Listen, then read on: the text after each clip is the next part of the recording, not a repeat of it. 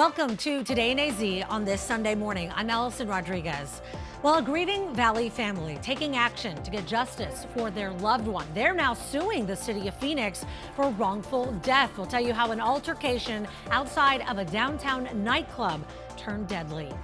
The triple-digit temps just keep on coming, and staying cool is the key to staying safe. Still ahead, our David Chazanoff will talk with Phoenix Fire about how their crews are responding to heat-related emergencies. Up, and away. We are keeping you in the loop with what's happening in the West Valley as thousands do gather this weekend for the highly anticipated Luke Days. We've got those details next, but first, here's a look at your weather impact forecast for this Sunday. Good morning. I'm 12 News meteorologist Chris Dunn with your weather impact alert forecast. Because of this unseasonable 100-degree weather we've had, this is going to last all week long. We've already had several days in a row of 100 degrees plus. It's still having an impact on people. Yes, you. Our bodies still haven't quite adjusted to this kind of heat. Here we are in the month of March, and typically this just doesn't happen. It hasn't really happened ever, except for one time in the history of Phoenix weather. So take it easy, stay hydrated, and avoid those hot afternoon hours, especially after about noon or 1 o'clock. 96 degrees at 1 p.m. and then we pop up into the 100s once again, 3 o'clock and 4 o'clock in the afternoon, 102. Just a couple of degrees cooler than we were on Saturday, but still above 100 at this time of the year is unprecedented. 102 in Phoenix, 100 Gilbert, Avondale, and Goodyear, both at 102 degrees. Our record high pressure, record high temperatures associated with that record high pressure, that continues all week long. I'll be back with the numbers and the 7-day forecast. See if there's any hope of any relief coming up in just a little bit. And a heads up that most Phoenix trails could end up closing this week because of the extreme heat. They do that when the National Weather Service does issue an excessive heat warning. So David Chazanoff, he is live from a Phoenix fire station in South Phoenix this morning. So David, we know hikers, they always get rescued. I mean, we just saw, what, 3 yesterday on Camelback alone, basically just back to back. These firefighters, thankfully, they are trained and prepared for this. Yeah, they really are. And this situation can even happen on closed trails too. We know from 2021 to 2024, Phoenix saw between 30 to 57 rescues on closed trails. But like you said, Justin, this can happen on open trails as well. Just like we saw yesterday, 3 rescues we're talking about here. Now we have Phoenix Fire Captain Aaron Dutcher joining us now. Tell me what you guys do when it comes to situations like mountain rescues. Well, in mountain rescues, obviously, we want to get the customer off the mountain as quickly as possible, but we also want to treat them. So if it's a heat-related emergency, we have a cooler bag that we have ice, and we'll have team members carry that up the mountain to the patient, and we'll do our cold immersion protocol to treat the patient and try to bring their core temperature down as we're treating them and bring them down the mountain. So you mentioned the cold water immersion method. I want to see a live demonstration of this here, if we can just get going. Can you kind of explain and take us through the step-by-step process of this? Sure, absolutely. So we have a patient, a simulated patient here, who is altered and is found to be hot. When we have those conditions, we're going to deploy our cold immersion bag here. It's carried on all the trucks here in Phoenix. It's also expanded to other cities outside of Phoenix. We have a temperature that came back of 105, and the patient is not responding appropriately. So we carry ice on all of our fire trucks. 2 crew members are going to start preloading the bag with 2 bags of ice while we start treatment and assessing the patient. As soon as that's done, you'll see the team members are going to team lift the patient into the bag while they continue treatment. After that, we're going to add more ice onto the patient, and the goal here is to rapidly cool the patient and to stop the patient from getting warm, because they're still in that hot environment right now. They're continuing to heat up and get hot. So the goal is to cool that down as quickly as possible. How long does it take for this process to become effective? Sometimes it happens very, very quickly. Other times it can take longer. We have had several instances where the patient begins to talk to us and answer questions on the way to the hospital, and we've certainly had good outcomes where patients have walked out of the emergency room rather than having to be admitted to the ICU because of this protocol. And I know in situations like this, there's definitely a big difference between heat exhaustion and heat stroke. What is it? Absolutely. So with heat exhaustion, you're hot, you're sweating profusely, you're tired, you may be a little dizzy, lightheaded, a little shortness of breath. That can progress very quickly to heat exhaustion, where your body actually stops sweating and your mental status drops. So you can be altered, you can be unresponsive, and that is a life-threatening situation as your body core temperature continues to rise. So obviously the main goal when it comes to things like this is to definitely avoid this from even happening, right? People have to be safe out there. Absolutely. We want the best for the residents of Phoenix and the people that visit. So some tips to be safe are, if you're going to do stuff outside, any activities, do it early, in the early morning hours or later after the sun goes down. Make sure to hydrate days before, not just right before you go out.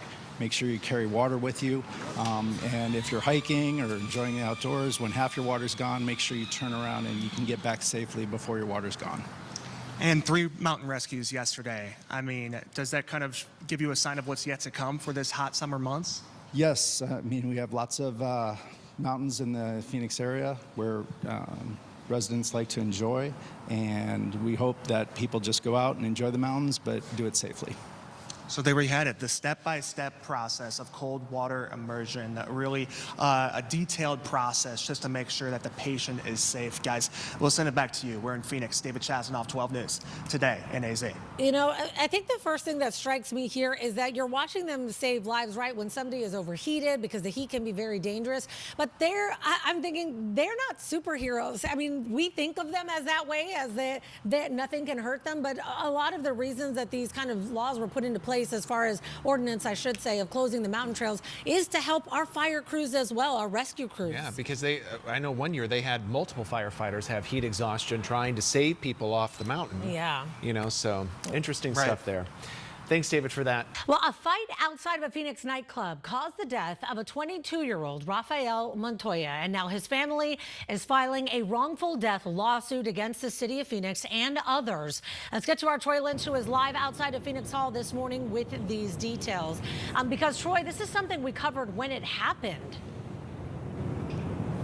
Yeah, and that was about a year ago, Allison, and now the family is alleging negligence and excessive force was used that led up to Rafael Montoya's death. And so, again, happened a year ago. This incident was all captured on video, and now the family formally filing a complaint in the Maricopa County Superior Court system, saying that Montoya died from his injuries just 3 days after a fight that was started by nightclub security. And the family claiming Montoya was in line with friends outside club downtown around 2:30 a.m. when the group was denied entry.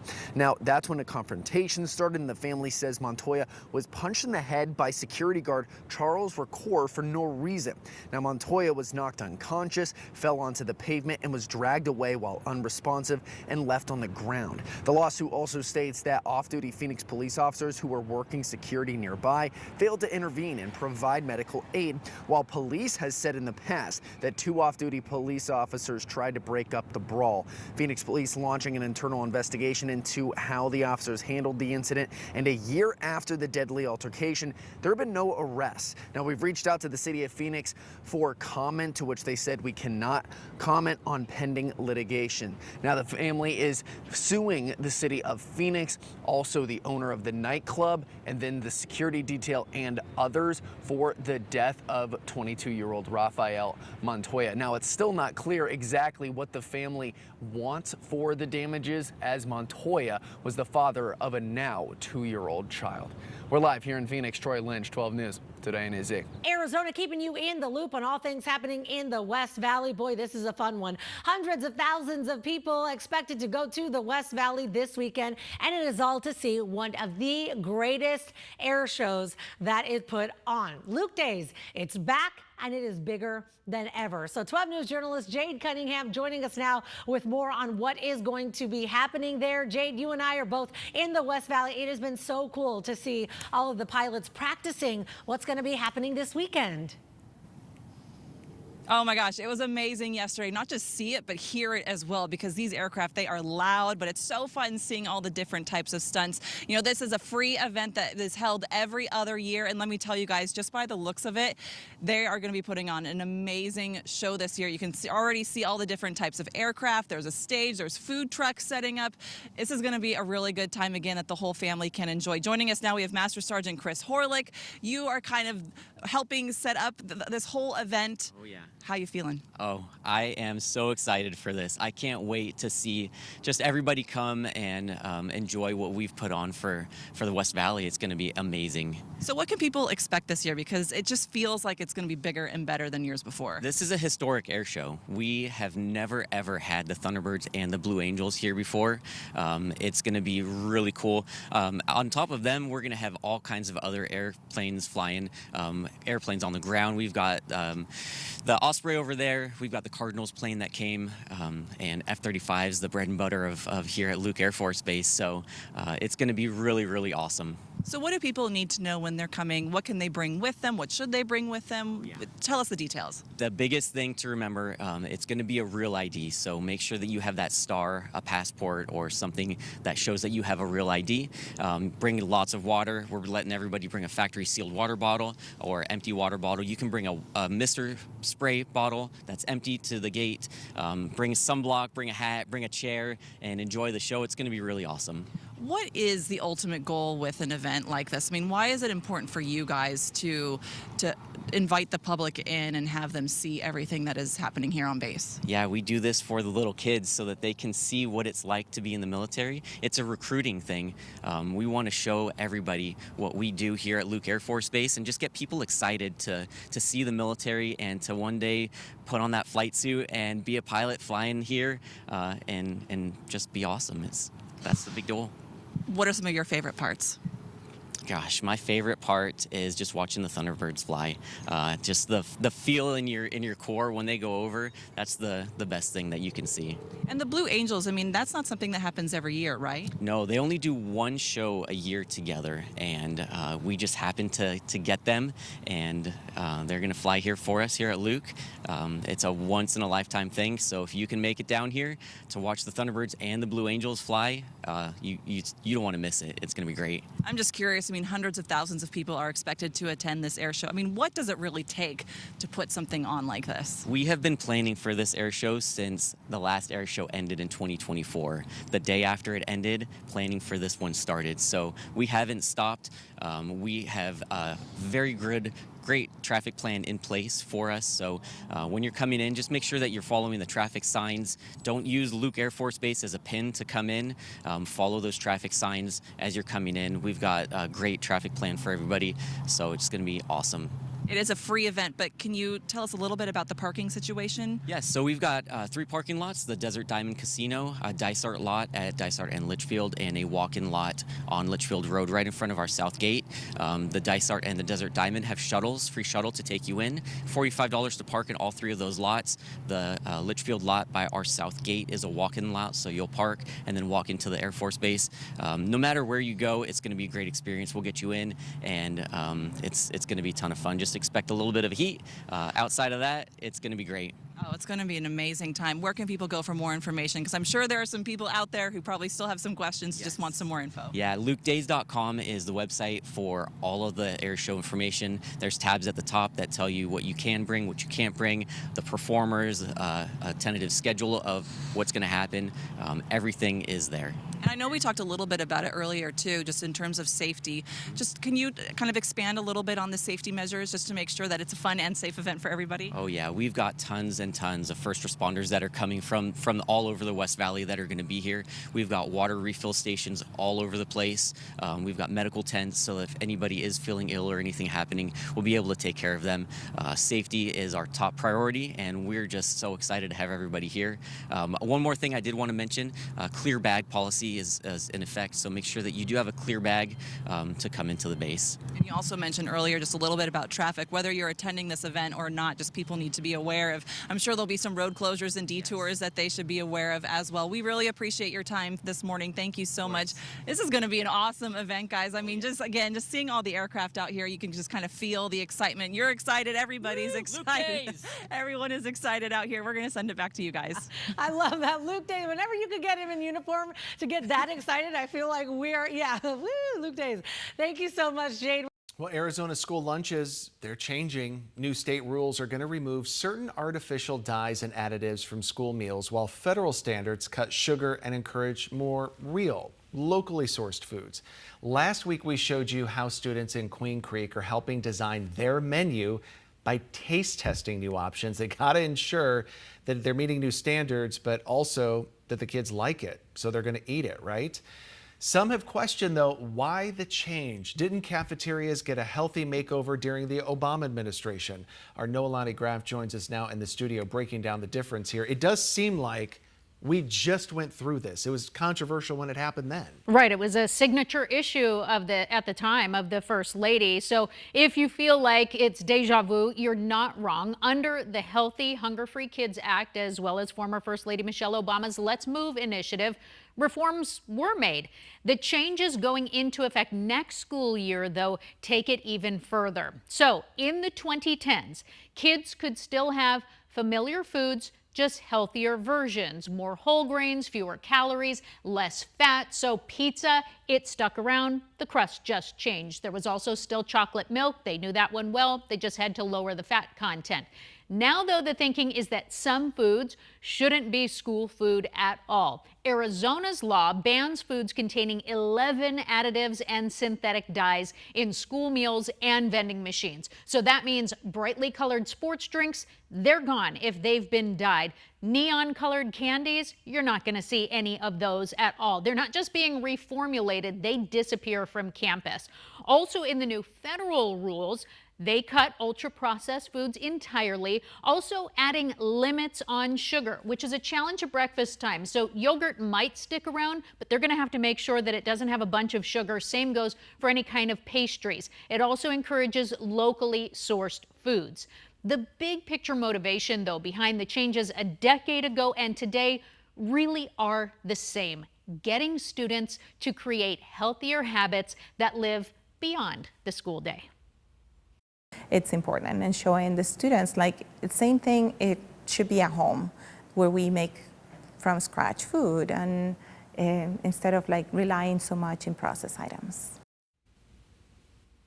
And really the plan to make these changes differ by district. Some are going with taste tests by their school board because they're the ones who are voting on the suppliers and the ingredients. You saw what just happened in Queen Creek, but at least now we can understand why it's happening. And Justin, that is your education impact. That's really cool that they came up with a solution to this. I mean, you got to get the input from the kids, right? They're the ones eating it. Exactly. And of course, their budget is really based on student participation, and it's going to take a budget to be able to make some of these changes and shop locally. So this is kind of a new thing that we have with you going on here with our education impact. Tell us about like kind of the stories that you're going to be doing here, because the one that you looked at Queen Creek, that was a solution right there. Exactly. So 12 News has done a great job with their education stories, education impact. Also, the investigative team has really, of course, been digging into ESAs. This specifically is an exciting new partnership, though, between 12 News and the Arizona Media Association, as well as other radio, newspaper, and television newsrooms across the state. I am actually part of a cohort of 16 journalists who are working together to spotlight not just the challenges in education, but as you mentioned, the creative solutions that teachers, students, businesses, community groups, individuals have all come up with to navigate and even solve those issues. We're talking about things like students fighting for mindfulness rooms on campus to address their mental health concerns. Teachers, we've seen so many fundraising on their own to get the latest innovations in their classrooms. Businesses creating programs for access. Schools turning to kids, as we saw, for input to implement those changes. So if you have an education solution that you know of happening in your community, your school, go ahead and send us your story ideas. We'll take a look at them.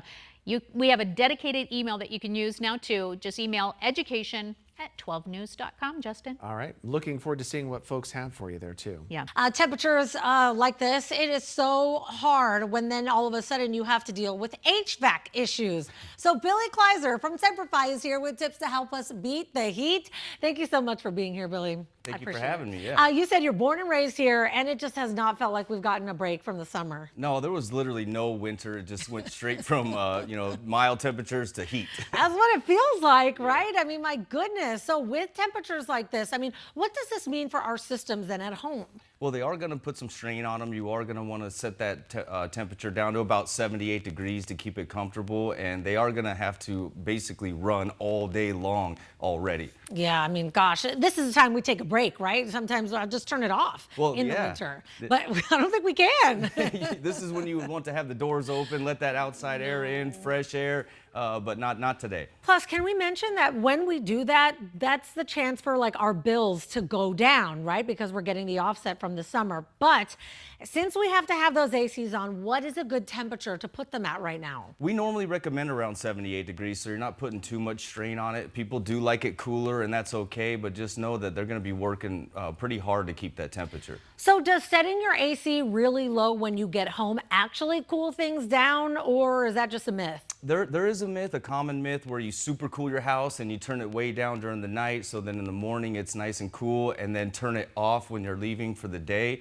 However, if the temperature gets above 4 degrees, what you normally set it at, when you get back home, turn that system on, it's going to put a lot of strain on it. Ah, okay, that's interesting. Okay, so that is basically a myth. Just leave it kind of at a neutral place. Yeah, wherever you're comfortable at, you want to keep it around that temperature. If you are going to turn it up a little bit while you're not there, never do more than a 4-degree temperature swing. Yeah, that's what I hear, that like 4 degrees is as much as you want to go. I want to ask about the ceiling fans. I think they can really help a lot, you know, when you don't want to put your house, because it's 77, 78.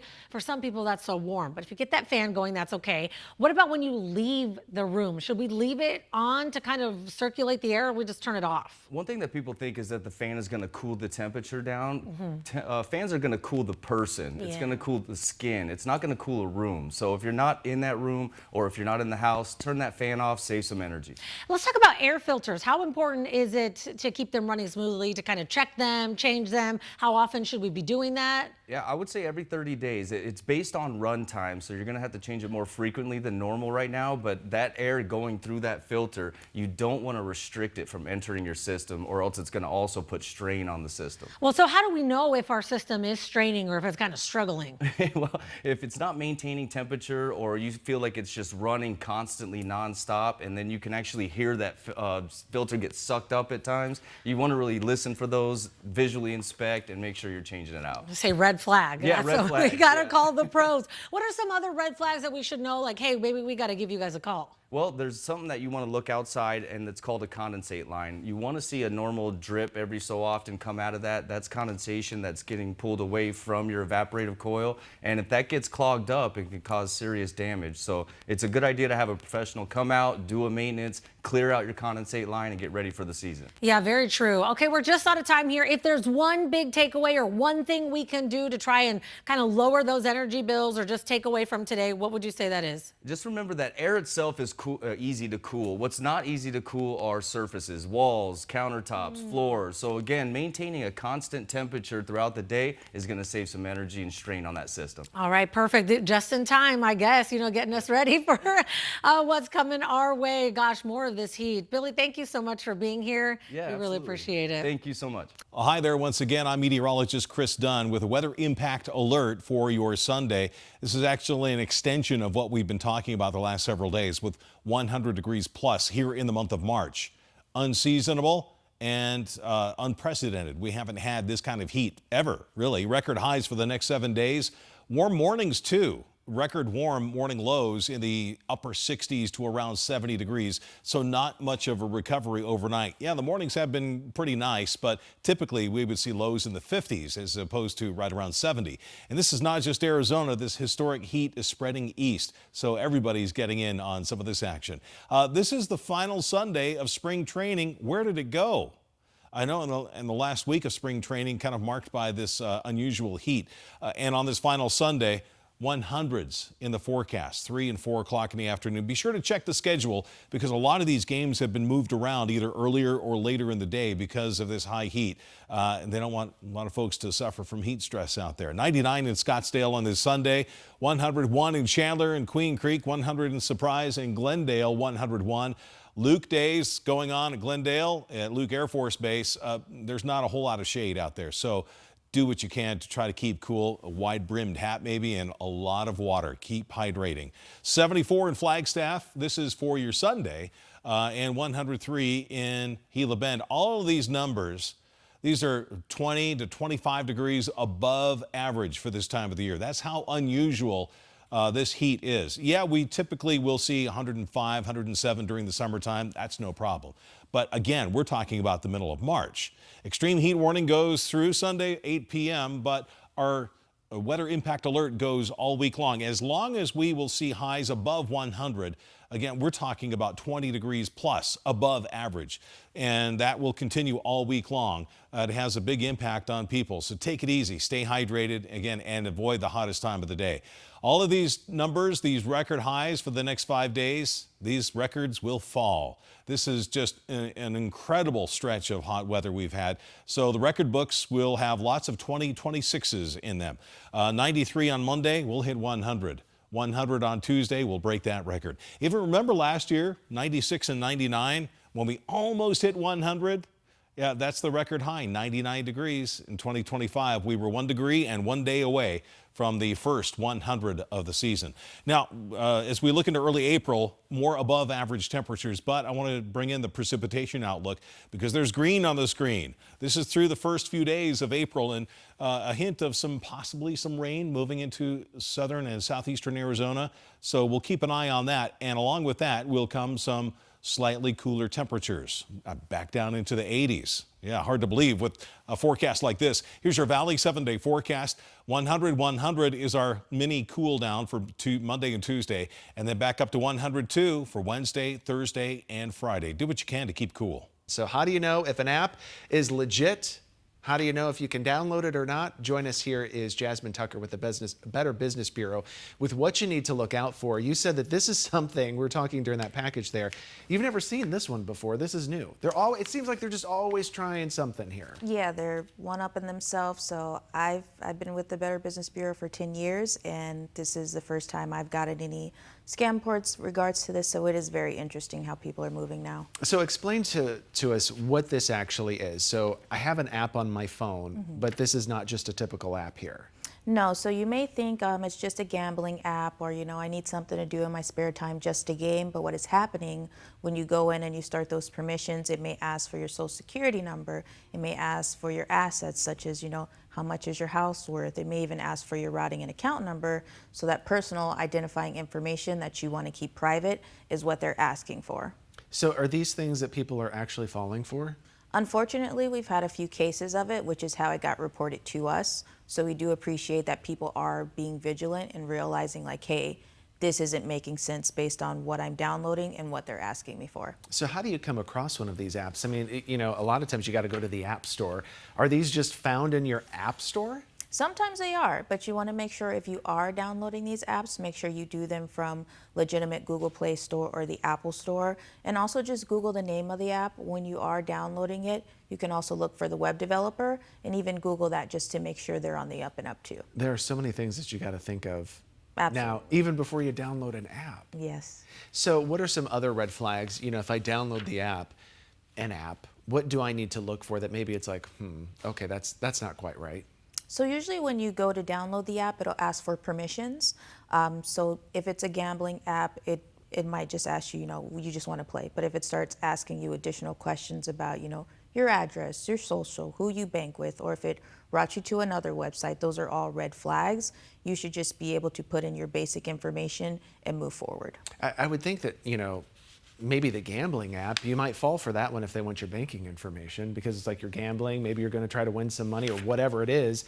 You might be like, oh, okay, maybe they do need my banking information. That's definitely true, and I think that's also how they catch on. But again, you can also call the Better Business Bureau. You can check our scam tracker, and then that way, if you search for the name of the business, you can see if anything we have within our scam tracker also. Is this an age group that seems to be falling for this one? Because I know a lot of times these scammers, they like to focus on the senior citizens who maybe are vulnerable. But this seems like somebody who's a little bit more tech savvy. At least they know how to download the app. They know how to go to the app store. Absolutely. I mean, scams are coming across everybody at this point in age, unfortunately, so there's not really one demographic that's falling for it. Hopefully, since it's still pretty early, we get the word out there and we get less people downloading those rogue apps. And so what happens if you do fall victim to this? Well, unfortunately, you know, once you sign up for something, you agree to permissions. That's why you want to make sure you read everything beforehand. You can report it to certain places, but 9 times out of 10, since it's so digital, it's a little harder to track, especially in our scam tracker.